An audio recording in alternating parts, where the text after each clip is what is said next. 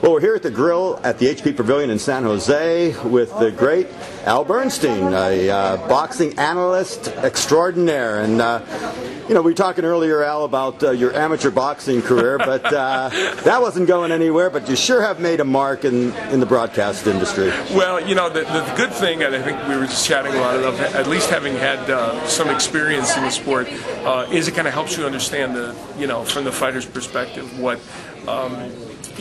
how difficult it is to employ strategies in the ring and get the job done. So that part is good, and it's been helpful. You know, I came to this mostly as a journalist, but having done it, really helps.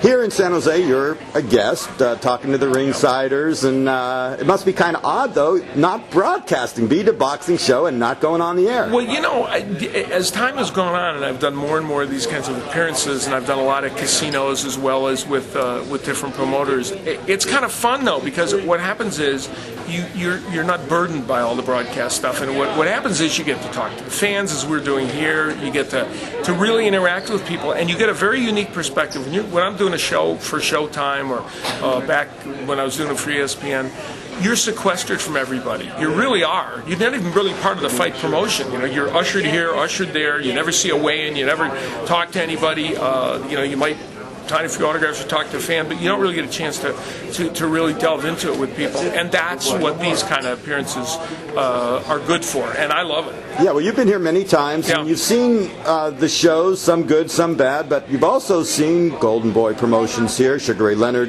here, Goose and Tudor was here up until this show.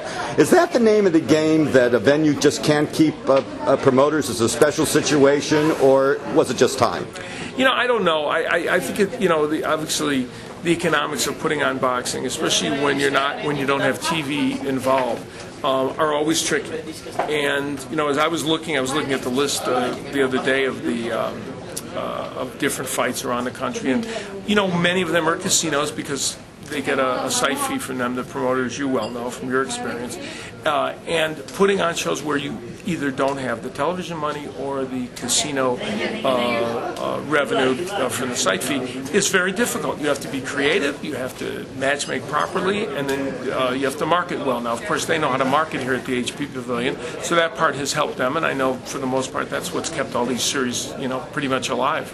But it's a huge venue here, and really they're only drawing like 2,500. I don't see how money can be made when it costs so much to open up a building like this. Well, I mean, I'm sure that's part of it. But part of it, I'm sure, from the, I can't speak for the folks at the HP Pavilion, but I'm sure also part of it is they want to have these kinds of events that they're building. They want to fill up nights where they're servicing, their base. And I think that's part of what this is about as well. So I don't know if it's all about, and a lot of things in business are not about making that dollars on that specific event. I think it's probably part of a bigger strategy as well to keep this building going and have events here. Well, we got the De La Hoya Pacquiao bout coming up in December, but tomorrow night here it's Bobby Pacquiao against Robert Frankel, a tough kid from Colorado.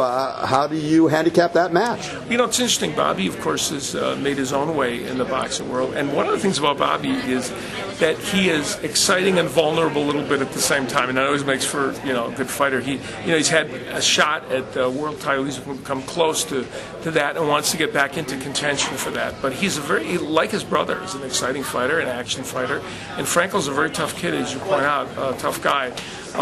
What I think is going to happen is I think it's going to be actually very, very exciting because I think they'll engage. All right, and this is a Filipino area in the Northern California zone. Filipinos are great boxing fans. They really are. We were talking before about how online, they are just all over the sport. In fact, when I was getting on the plane to come here, a gentleman of Filipino descent was saying he's going to come to the fights tonight to see Bobby. Yeah, well, unfortunately, the person that isn't going to be here is the guy that trains Bobby, and that is Freddie Roach. And he's, of course, busy with Manny right now, understandably so. He's that pesky December 6th fight to worry about. Yeah, I think that's kind of like on the agenda. Where do you rank Freddie Roach in the pantheon of all-time trainers? Well, Freddie and I go way back to when he was a fighter fighting on the ESPN series and I was announcing him. And so I've known Freddie for, I'm going to say, almost 28 years. And He's very knowledgeable. And I think that trainers are much like baseball managers. You know how certain baseball managers fit the personality of certain teams, like, certain managers that carry a big stick, they work for certain teams but not for others. And then there's a whole thing about being a player's manager. Well, I think the same is true in boxing. And Freddie's a perfect example of that. He's a really, really, really good trainer. He understands the nuances of fighting. And he was a very skilled fighter when he was a fighter. He wasn't a powerful fighter, and that was really his only drawback. But Freddie, I think, works best with fighters who are grown up, who will work, and want somebody to not, be their role model in life, even though he's a great guy, but rather help them succeed as a professional. And when he has fighters like that, he's enormously successful, and I think he's a great trainer. And he's a